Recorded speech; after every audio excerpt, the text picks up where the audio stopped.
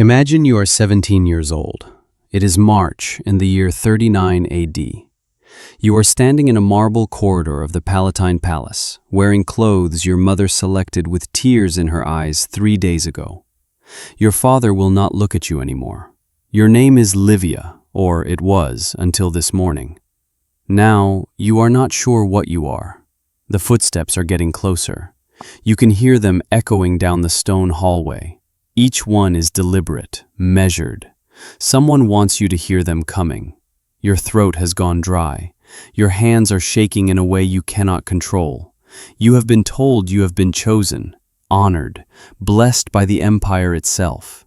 You smile because you are terrified, and you smile because refusing would mean death, perhaps your death, perhaps your family's. The guards who brought you here did not speak. The women who dressed you did not meet your eyes. One of them whispered something you almost heard, something that sounded like a prayer. You want to ask what happens next, but you already know that the answers will not comfort you. You know because your mother knew, because every woman in Rome knows what it means to be chosen by the palace. In a few moments, you will understand why she wept when she fixed your hair. In a few moments, you will understand that being chosen was not an honor. It was a sentence. And unlike a soldier facing battle, you were given no weapon, no armor, no choice about whether to fight. You were given only the understanding that resistance would ensure the destruction of everyone you loved. The door opens. He is there. He is not what you expected. He is smaller somehow, less godlike than the statues. His eyes are empty in a way that frightens you more than any cruelty could. He smiles at you, a smile that holds no warmth, no recognition of you as human. He sees you the way a collector sees a painting he has just acquired. Valuable. His. The beginning of your nightmare is not a scream. It is silence. This is not fiction. This happened. Behind the marble columns and triumphant arches of Rome, a systematic abuse of women flourished under the guise of imperial privilege. While official histories celebrated emperors and military victories, women disappeared into the palace, and history largely looked away. We know this happened because fragments survived. Roman historians, men like Suetonius and Cassius Dio, documented these practices, though they often wrote with clinical detachment or moral outrage disguised as gossip. Letters from the period hint at the terror. Legal codes reveal that women in the imperial household had fewer rights than enslaved people. Inscriptions on tombs tell stories of young women who died in the palace and were never seen again. Archaeological evidence from the Palatine shows architectural spaces designed specifically for isolation and control. The silence of victims is itself evidence. Unlike other crimes that leave written testimonies, the women trapped in this system left no diaries, no public accusations. They could not. Speaking meant death. Their families were complicit in their silence, bound by fear. So we piece together what happened from the fragments they could not destroy. Official records, the words of historians, the physical spaces where suffering occurred. Modern historians have assembled these pieces. Scholars like Barbara Levick and Alison Sherrock have analyzed the systematic nature of these practices, showing that this was not random cruelty, but an organized system built into the imperial structure itself. We will never know every detail, but what we know is enough. It is enough to understand that Rome's greatest horror was not what was written in history. It was what was deliberately erased from it. Rome's empire was built on absolute hierarchy. The emperor stood at the apex of a pyramid where power flowed downward in an unbreakable chain. Unlike modern autocracies, which must at least justify their authority through propaganda, Rome's system was simpler. The emperor's will was law because he was believed to be semi-divine, chosen by the gods themselves. To question him was not merely treason, it was blasphemy. Women occupied the lowest tier of this structure. They had no legal voice. They could not own property without a male guardian. They could not vote, testify in court, or initiate divorce. Even daughters of emperors were subject to their father's absolute authority. And for women brought into the palace, this legal non-existence meant one horrifying truth. Whatever happened to them had no legal consequence. No court could be appealed to. No law protected them. The palace itself was constructed to reinforce this power dynamic. The Palatine was not merely a residence, it was a fortress of control. Its layout ensured that movement was monitored. Women designated for the emperor's attention were housed separately from the rest of the imperial household, in quarters that combined luxury with imprisonment. Beautiful chambers became cells. Slave attendants became watchers. The very architecture whispered the message, "You belong to Rome. Rome belongs to the emperor. You have no autonomy." What made this system function was the participation of everyone around it.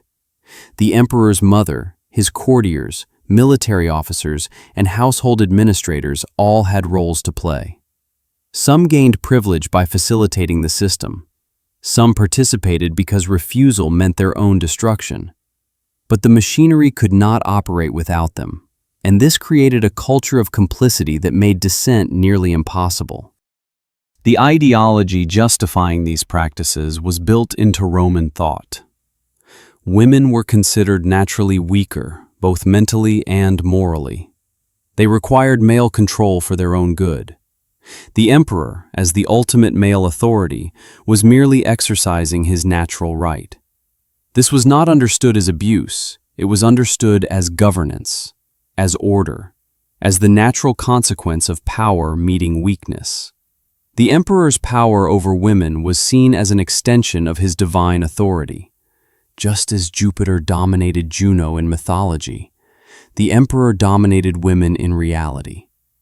This mythological framework made the subjugation feel inevitable, eternal, justified by the cosmos itself.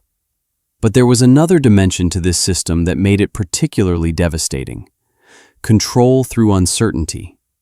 The emperor's preference was unpredictable.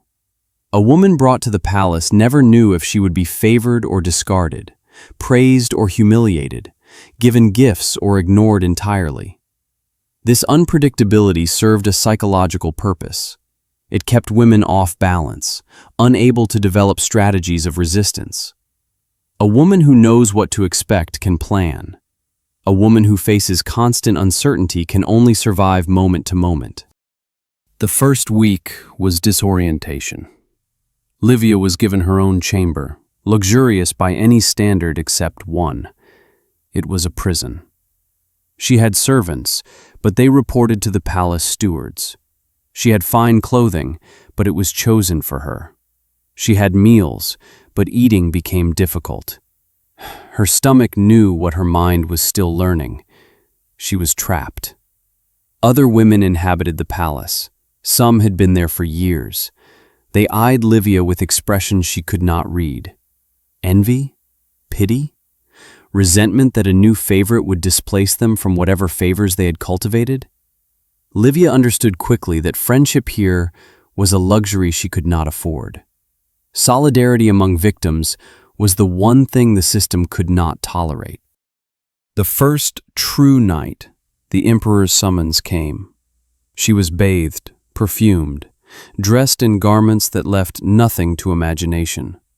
The older attendants moved through their tasks with the efficiency of a ritual that had been performed hundreds of times. One of them, a woman with gray hair and eyes that had forgotten how to express emotion, briefly squeezed Livia's hand. It might have been meant as comfort. It felt like a farewell. What followed was not what Livia had feared in the abstract. It was specific. It was real. It was conducted with the detached precision of a bureaucratic procedure. The emperor moved through it like a man completing a task on his schedule. There was no passion, There was only power confirming itself. She was a vessel for the exercise of authority, nothing more. When it ended, she was left alone in darkness, trying to understand what had just happened to her body and, more devastatingly, what it meant about her place in the world. The next morning, she was summoned again. This time, something different occurred. The emperor looked at her, really looked at her. For a moment, she saw something almost human in his eyes, a glimmer of what might have been curiosity, or loneliness, or the recognition of another person. He spoke to her, asked her name, asked about her family. She answered carefully, understanding that her survival might depend on the depth of his interest. That night, she was allowed to sleep in the palace rather than return to her chamber. She was brought gifts, a bracelet, a jeweled comb, a fabric so fine it seemed to dissolve in her hands. The emperor appeared pleased with her. For the first time since arriving, Livia felt something like hope. Perhaps, she thought, I can navigate this. Perhaps there is a way to survive that does not require complete annihilation. This hope was the system's most devastating weapon, because hope created dependence. Once Livia had experienced the emperor's favor, she began to crave it. She began to shape her behavior around maintaining it. She paid attention to his moods, his preferences, what seemed to please him. She became hyper-aware of her own body and presentation, calibrating every gesture for maximum effect. But the favor was never stable. A week passed without summons. Her chamber grew smaller, less ornate. Other women received gifts she coveted. The emperor attended gatherings where she was not invited. Her anxiety returned with crushing weight. She understood then. She had been marked as less important. She was falling from favor. When he summoned her again after 2 weeks, she threw herself at him with desperate gratitude. She understood what had happened. She had been broken down, then lifted up, then dropped, then allowed to hope again. Each cycle of rejection and acceptance was eroding her sense of self. She was no longer Livia, a person with her own thoughts and preferences. She was becoming what the system required, a mirror for the emperor's desires, a reflection of his power. Around her, other women were on different points on this trajectory. Some had been in the palace for months or years. They moved through their days with a kind of numb efficiency. They attended banquets where they were displayed as ornaments. They maintained elaborate appearances while inhabiting a hollowed-out inner life. A few of them had been here so long that they no longer seemed to remember what it was like to want anything for themselves. There was Claudia, who had been in the palace for 3 years. She had cultivated a specific strategy of survival. She made herself useful. She advised the emperor, offered opinions he solicited, became almost like a counsel to him. In doing so, she gained a small measure of autonomy. But the cost was complete emotional availability. She could never rest, never allow her guard to lower, never assume that today's favor would extend to tomorrow. There was Antonia, who had taken a different path. She had stopped trying to please the emperor. She accepted his summoning without emotion. She neither resisted nor enthusiastically participated. She had achieved a kind of dissociation where she observed her own experience from outside herself. To the palace, she appeared compliant. But somewhere deep inside, she had simply left. She was not there anymore. There was Flava, who was new like Livia, but whose strategy was to compete. She positioned herself against the other women, attempting to secure a hierarchy where she stood above them. She was kind to the emperor's favorites and cruel to those falling from grace. She understood the system's cruelty and chose to participate in it rather than resist it. In doing so, she ensured that the women could never unite. Livia learned from all of them, absorbing different survival strategies. But the psychological weight continued to accumulate. She had been in the palace for 6 weeks. Her last contact with her family was a single letter, delivered by courier, saying that they understood her duty to Rome and that she should bring honor to her household by serving the emperor faithfully. Bring honor to her household. As if what was happening to her was a choice. As if compliance was virtue. The emotional whiplash had its rhythm, and she learned to predict it, or so she told herself. When 3 days passed without summons, she braced herself for rejection. An afternoon summons instead of evening felt like abandonment. A gift restored her temporarily. But each rejection proved that security was impossible, that any stability was an illusion. She existed in constant calculation, adjusting every gesture to maintain the tenuous thread of the emperor's attention. In the 3rd month, something shifted. Livia realized that she could not remember her own mother's face clearly anymore. The memory was fragmenting, becoming abstract. She could recall that her mother had wept, but she was losing the emotional connection to that weeping. Her old life was becoming a story that happened to someone else. The palace was becoming the only reality. This is what the system excelled at. Not just physical imprisonment, but the gradual erasure of self. Women like Livia were not broken through a single act of violence. They were unmade slowly, through uncertainty, through the weaponization of hope, through the construction of emotional dependence, through the calculation that resistance was futile and cooperation offered the only path to reduced suffering. 6 months into her captivity, Livia attended the emperor's birthday celebration. The palace had been transformed into something between a temple and a marketplace. Senators, generals, wealthy merchants, and foreign dignitaries filled the halls. The women of the imperial household were displayed throughout the evening like precious objects in a museum. Livia wore a gown designed specifically for public viewing. The emperor had chosen it. The fit was immaculate, the fabric worth more than most people earned in a year. The design arranged to showcase her as both beauty and property. She stood in a position assigned to her, allowing herself to be observed, understanding that her value depended entirely on how she appeared in the eyes of others, particularly the emperor's eyes. The emperor circulated through the crowd, pausing at certain women, ignoring others.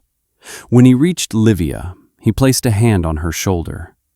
It was a gesture of ownership, clearly visible to everyone present. Senators noted it. Guards recorded it. The other women saw it. The message was unmistakable. This woman belongs to the emperor. She is his favorite. Or perhaps, this woman is available to him. She is property. Later in the evening, the emperor called her to a private room while the celebration continued. He wanted to introduce her to a visiting diplomat from Egypt.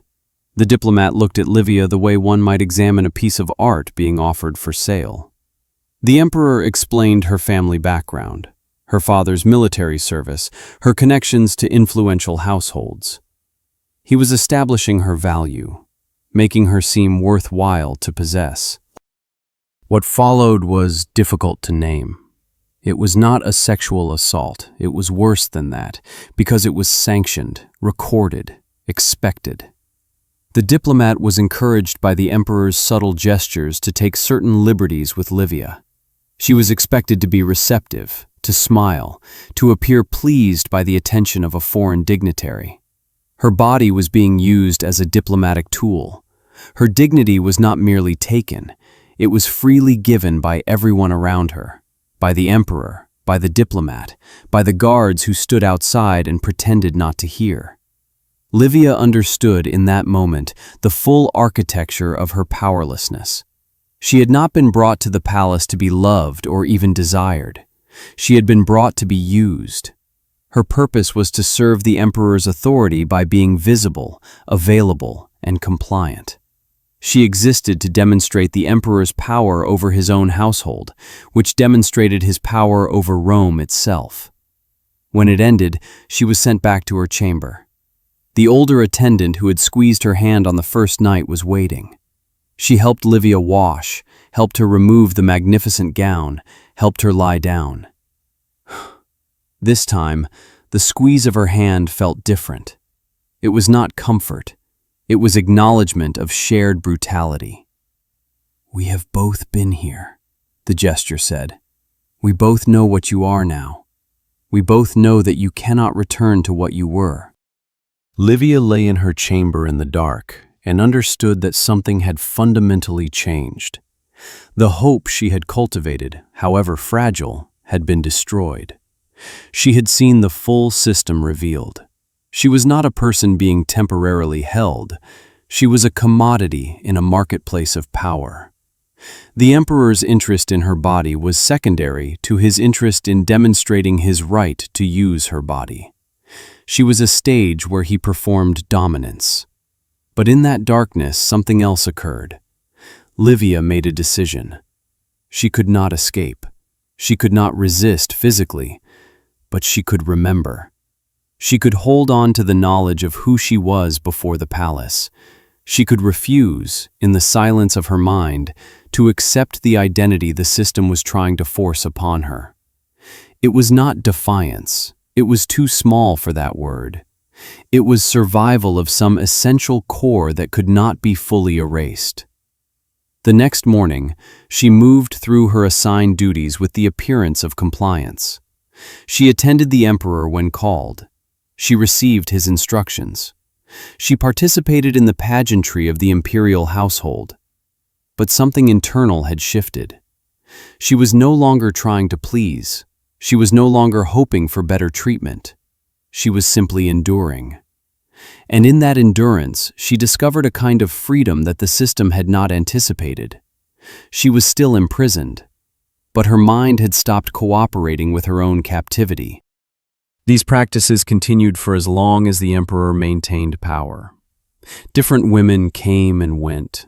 Some aged out of the emperor's interest and were married off to distant provinces, paid to remain silent. Some died in the palace from illness or complications. Some attempted to escape or kill themselves, and their disappearances were recorded simply as deceased, with no further notation. The system was protected by its own structure. Those who might have questioned it, senators, generals, religious authorities, all depended on the emperor for their positions. To acknowledge the systematic abuse of women was to undermine the emperor's authority, and to undermine the emperor was to invite destruction. So the system persisted, hidden behind closed doors, protected by the participation of everyone who benefited from or feared the emperor's power. When the emperor was eventually assassinated, removed not because of his abuse of women, but because of political conspiracies and threats to powerful men, there was no reckoning. No investigation into the women left traumatized in the palace. No trials for those who had facilitated the system. The new emperor had his own concerns, his own consolidation of power to manage. Some of the women were relocated. Some were given money and married off, with unspoken agreements that their past silence would be permanent. Some simply disappeared into obscurity, their names lost to history. A few, who had the fortune of sympathetic families, were returned to their households and allowed to live something approaching normal lives. But normal was impossible. They carried the trauma of what had been done to them in a society that had no framework for acknowledging such trauma, no concept of recovery. The palace itself remained. The rooms where abuse occurred were redecorated, repurposed, forgotten. The architecture that had been designed for control was preserved as a monument to Roman grandeur. Tourists would eventually walk those same corridors, reading about the artistic achievements of emperors, never knowing that these spaces had been stages for systematic cruelty. The women of Rome's palaces disappeared not because history forgot them, but because history was never theirs to tell. They were erased by a system designed to erase them. They had no voice in their own story. The official records mention them only in the context of the emperor, as his wives, his favorites, his property, never as people with their own experiences, their own suffering, their own internal resistance. What makes this history particularly haunting is not the individual acts of cruelty. It is the system that made cruelty inevitable. An empire that built its entire structure on absolute hierarchy, where one man held power over the lives of everyone below him, and where that power was sanctioned by law, religion, and culture. Such a system did not produce abuse by accident. It produced abuse by design. Rome's architects believed they had created civilization. They built aqueducts and amphitheaters, wrote laws and poetry, created institutions that would outlast empires. But beneath this civilization, they had constructed something darker. A mechanism for the systematic dehumanization of women who had the misfortune of attracting the emperor's attention. Civilization and barbarism coexisted, separated only by marble walls and the agreement of society to look away. The question that haunts us is not whether this could happen again. It has happened again. Throughout history, women have been trapped in systems where their consent was irrelevant, their humanity was optional, their silence was enforced through the complicity of everyone around them. From palace to palace, from empire to empire, the architecture of control has remained remarkably consistent. What changed is not the nature of power, but our willingness to acknowledge it. Today, we have words for what happened to the women of Rome, words the Romans deliberately avoided using. We call it abuse. We call it exploitation. We call it a violation of human rights. And in naming it, we create space for accountability. But accountability requires something Rome never attempted: the centering of women's experiences. It requires believing women when they speak about what happened to them.